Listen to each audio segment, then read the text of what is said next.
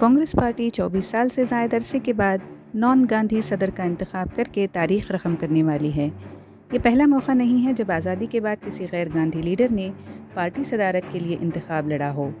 जितेंद्र प्रसाद ने 22 साल कबल सोनिया गांधी को इस अहदे के लिए चैलेंज किया था। सोनिया ने इलेक्शन में हिस्सा लिया और पार्टी सरबराह के तौर पर सबसे तवील मुद्दत तक काम किया, जो किसी भी पार्टी सरबराह ने नहीं किया है।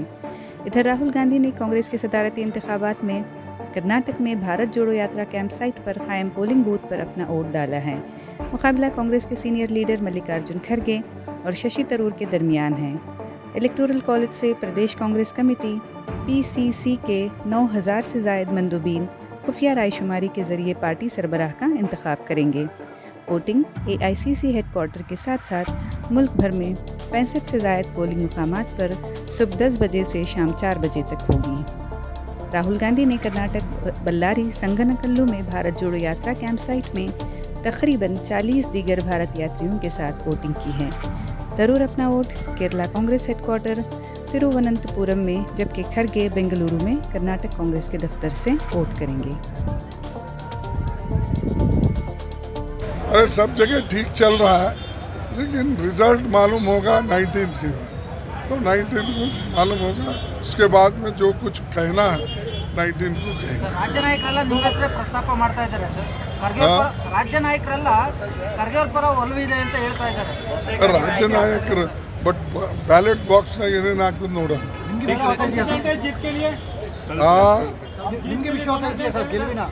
अब देखना भाई, वोटिंग होने के बाद ही बोलता हूँ. 503 votes, about 3 votes will be is being transferred to the polling station in the campsite of Bharat Jodo. I think 500 are here. According to me, 10 may not be present due to various reasons. I think 490 votes will be polled here, according to my information, what I have got.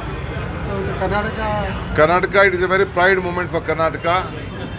A Congress president is contesting from Karnataka, a big senior leader.